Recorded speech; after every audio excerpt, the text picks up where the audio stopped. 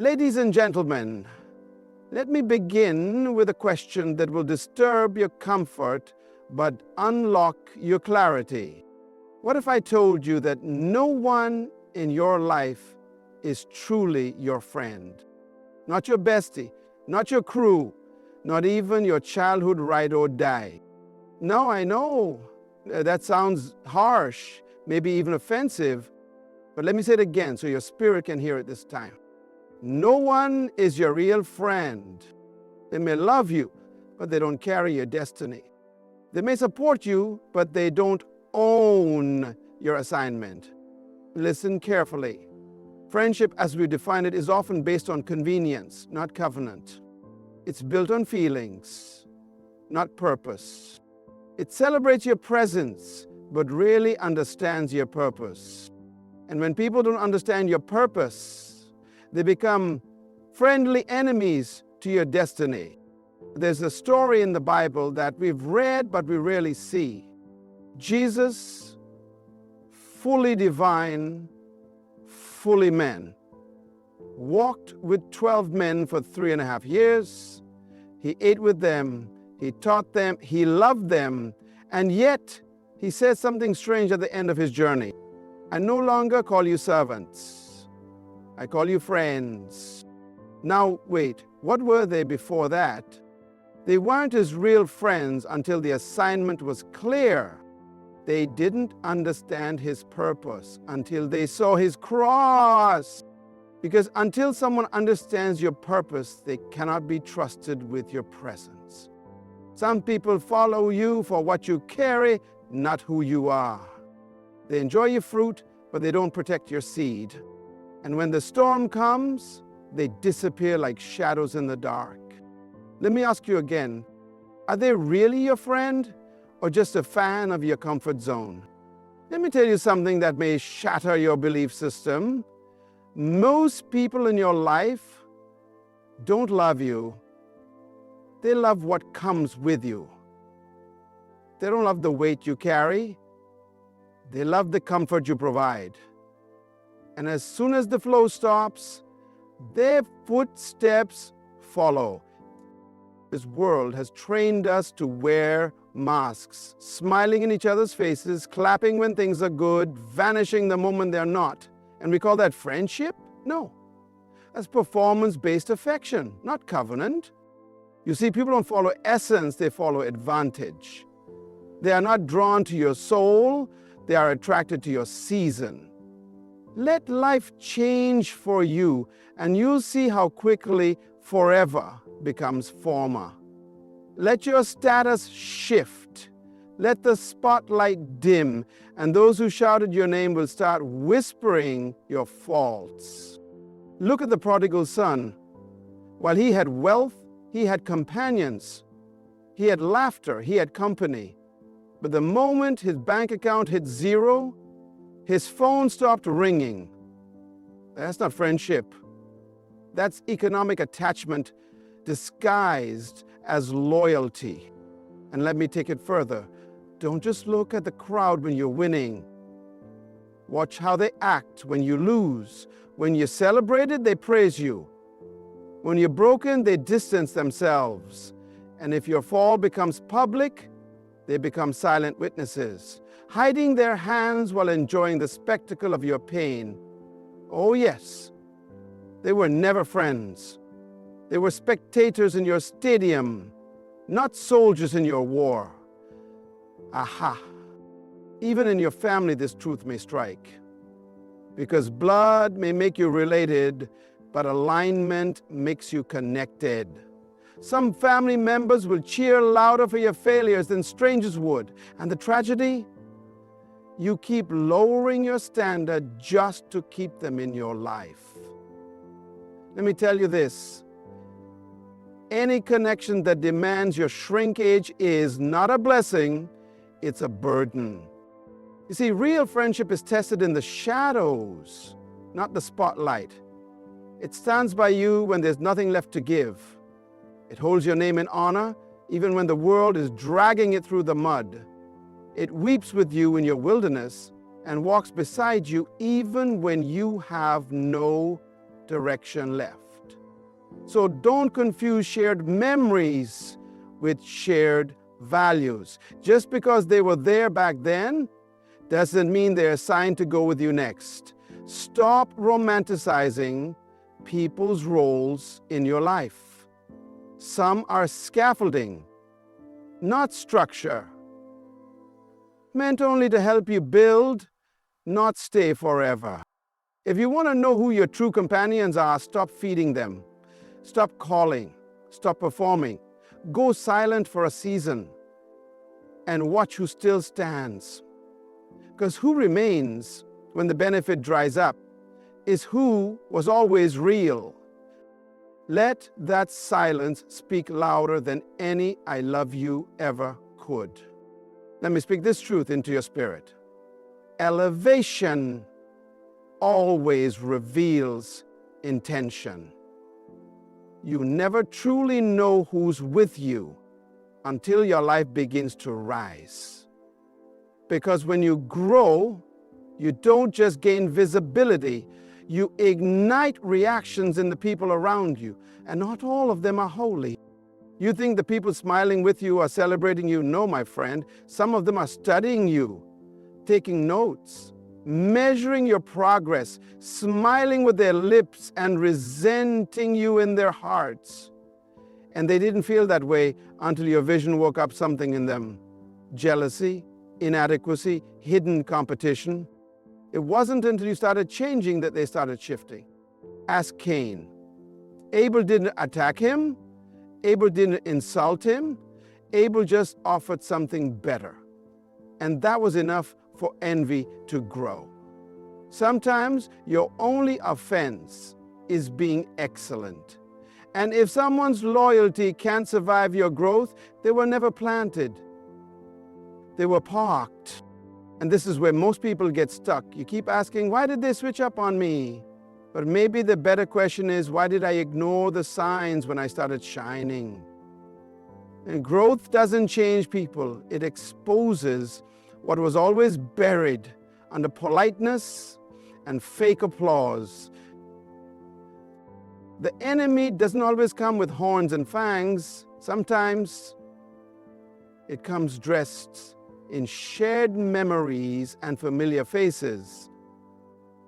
The most dangerous betrayal doesn't come from across the street. It comes from across the table. That's why your growth must come with discernment.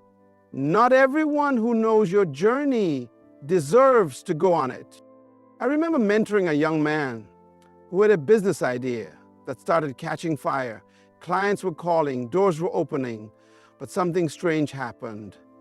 His closest friends started acting distant, not because he wronged them, but because he outgrew their comfort zone. And he told me with tears in his eyes, they were happy when I was struggling. We were in it together. But when I started winning, I became a threat. Let that settle in your spirit. Your success can be someone else's trigger. So what do? Do you shrink yourself just to keep the peace? Do you hide your calling so your friends won't feel uncomfortable? No. You rise anyway. Because anyone who cannot handle your light was never meant to walk in your lane. When your vision matures, your circle will adjust and some will fall away. That's not rejection, that's revelation. God is not punishing you, He's pruning your path. So stop mourning the people who walked away when your greatness showed up. They weren't intimidated by your pride. They were exposed by your progress. And if someone leaves when the cost of your calling gets high, then don't chase them, let them go. Because some people are only assigned to your struggle. But your next chapter requires soldiers, not sympathizers. Let me say something that will disturb every superficial relationship you've been calling divine. God doesn't send friends. He sends assignments. He doesn't send people to entertain your loneliness. He sends people to equip your life for something greater than comfort. That's why some of the most important people you'll ever meet will never feel like friends. They'll feel uncomfortable, unfamiliar, even confrontational, because they weren't sent to fit in, they were sent to pull something out of you. We live in a culture that idolizes connection but ignores alignment. We chase vibes over vision. We run toward people who laugh with us, but not people who challenge us. But God doesn't operate like that. When He sends someone, they come wearing divine fingerprints, not emotional packaging. They come with a reason, not a resume. You see, we want God to send us people who make us feel better. But God often sends people who make us grow. That's why your assigned connections might not always be likable, but they'll always be necessary, because the people who help you the most don't always look the part. The person who mentors your mind may not match your expectations. And if you're looking for friends, you might miss your angels. Take Ruth and Naomi. There was nothing glamorous about Naomi. She was bitter, broken. She even tried to push Ruth away. But Ruth recognized something beyond the surface. Where you go, I go. Your God will be my God. That was alignment. Not convenience, not emotion, not personality, assignment.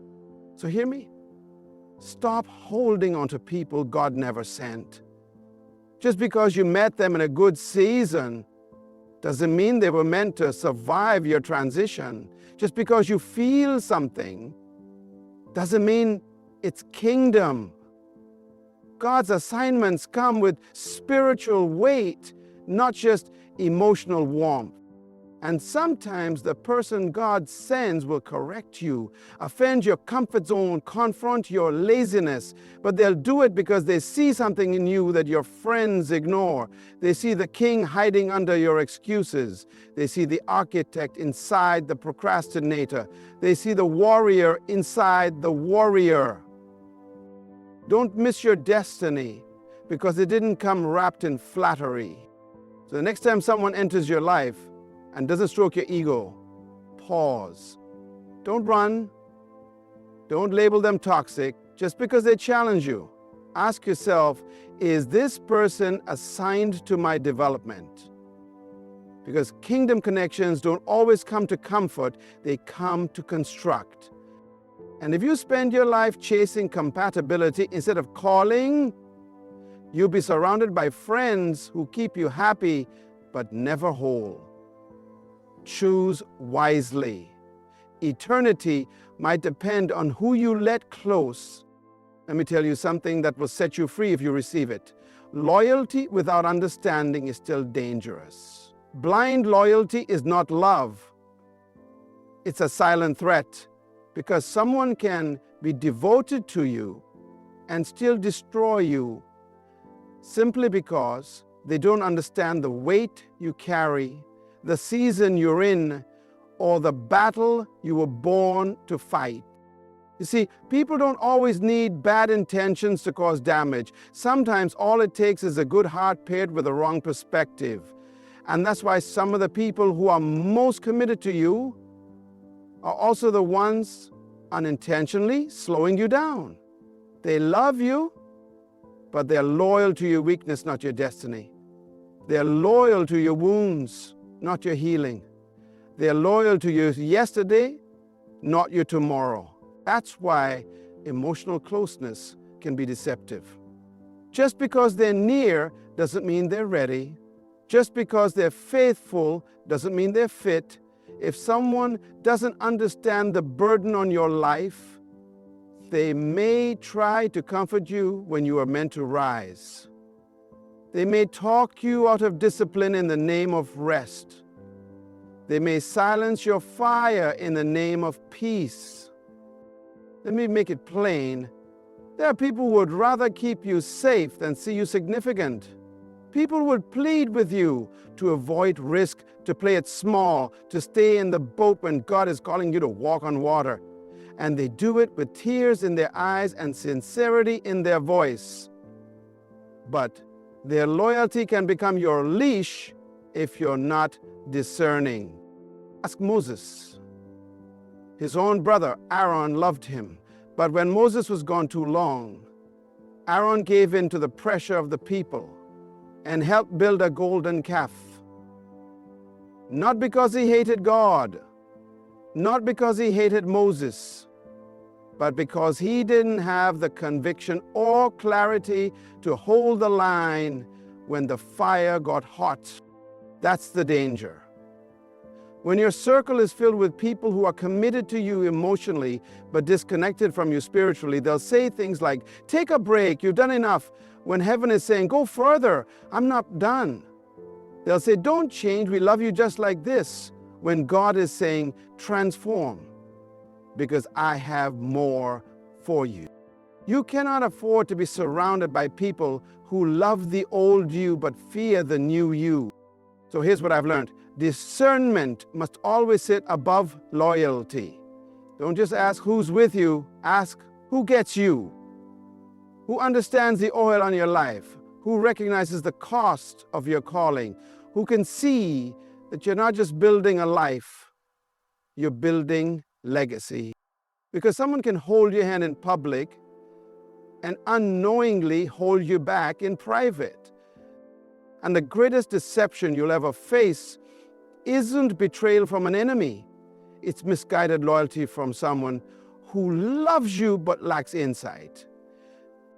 Choose alignment over attachment.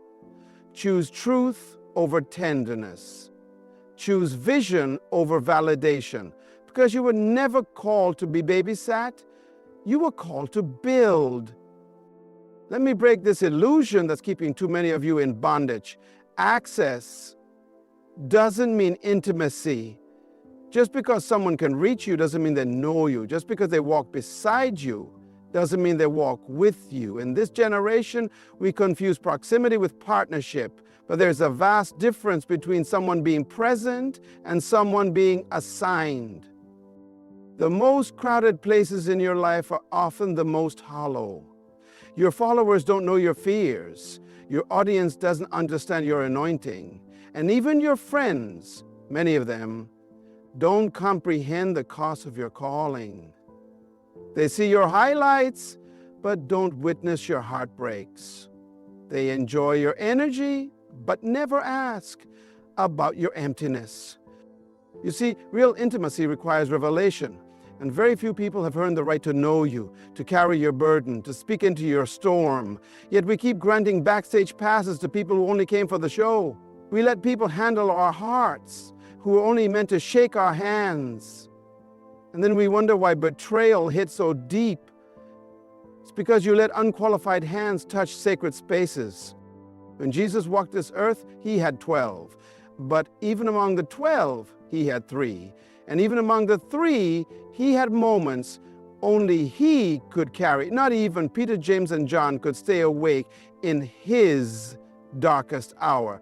That wasn't disloyalty, it was limitation. Some people simply don't have the capacity to walk with you beyond a certain depth. And here's the trap. When you mistake casual relationships for covenant connections, you start adjusting your expectations to match your desperation. You start oversharing, overextending, and overtrusting people who don't have the discernment to handle your vulnerability. And when they drop what they were never designed to carry, you call it betrayal, but it was mismanagement. You gave Gethsemane access to people who were only meant for Galilee. You must guard your garden. You must learn to separate association from assignment. Some people were meant to bless you from a distance, not break you up close.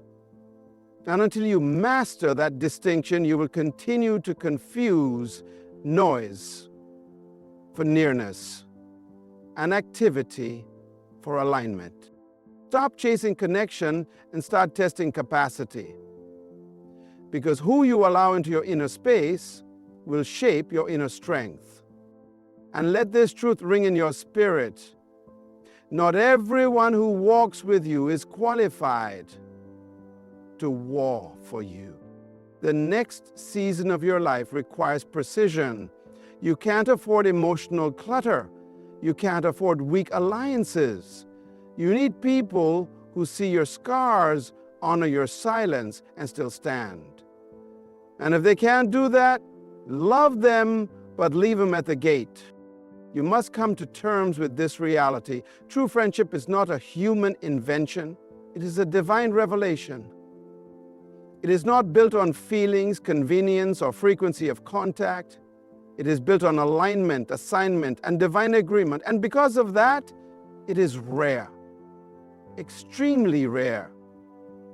That's why many of you feel lonely in rooms full of people, surrounded yet misunderstood, known but not seen. It's because your soul is craving something deeper than proximity. It's craving divine partnership. Let me tell you the truth. You were never designed to be validated by the crowd. In fact, the more serious your calling, the smaller your circle will become. The deeper your assignment, the quieter your relationships. Because destiny demands a level of separation, not from people, but from dependency on people. And until you're comfortable standing alone, you're not ready to carry anything significant. So when people walk away, stop calling it loss. Stop calling it betrayal. In many cases, it's God doing divine subtraction. He's removing distractions before you step into destiny, because some people you call friends are actually interruptions, sent not by the devil, but tolerated by your insecurity. You kept them because they were familiar, but familiarity is not confirmation. And hear me, when God gets ready to elevate your life, He doesn't just bless you with more. He strips you of what's unnecessary. He clears your table so you stop feeding what cannot grow with you. So don't cry when certain people stop calling. Don't panic when the texts slow down. Don't question your worth when the invitations disappear. It's not punishment, it's preparation. God is protecting the sacred from the common, because what's on your life is too valuable to be handled carelessly. You carry something eternal, something weighty, and anyone who cannot see it, guard it, and help you grow it does not belong in your inner court. You cannot keep explaining your fire to people who are content with smoke. You cannot keep asking water to understand oil. So here is the call. Elevate your standard. Stop calling everybody friend. Let your spirit define your relationships, not your feelings. Begin to discern who has covenant in their character, not just kindness in their tone. Test their fruit, not just their friendliness. Because in this life you may walk with many, but you must walk deeply with few. And if you ever find one person, just one, who can see your brokenness and still stand beside your brilliance, who can hold your silence without needing answers, who can sharpen your vision without being threatened by it, then you found more than a friend. You found a partner in destiny. And if not, walk anyway, because God walks with those who dare to walk alone. So now, after everything you've heard, after every revelation, every warning, every truth laid bare, you are faced with a decision. Will you continue searching for friendship in empty places? Or will you begin to walk with the wisdom to discern the difference between connection and covenant? Let this settle in your heart. You are not lonely. You are being separated for clarity. You are not abandoned. You are being preserved for something sacred. God is not punishing you by removing people. He is positioning you. Because to carry what heaven has designed for you, your spirit must be free from dead weight, disguised as companionship. Stop begging for loyalty from people who were never assigned to your elevation. Stop trying to resurrect relationships that expired when your calling matured. You are not being rejected. You are being refined. Walk boldly. Love purely. Trust slowly. And remember this: it's better to walk alone in truth than to march with a crowd headed nowhere. If God is with you, you're never outnumbered. If His hand is on your life, then the silence of man cannot silence your destiny. You were born to carry greatness, not popularity, but power. And that power doesn't need applause. It needs alignment. So to every listener, to every dreamer, to every warrior who's been hurt by fake friendships and shallow connections, I leave you with this: you are not broken. You are being built. You are not unloved. You are being set apart. Walk with wisdom, guard your circle, and trust the process. Good luck on your journey, because from this day forward, you will walk not just with people, but with purpose, discernment, and divine clarity. Thank you. Thank you for listening. Thank you for growing. And thank you for having the courage to become who you were born to be.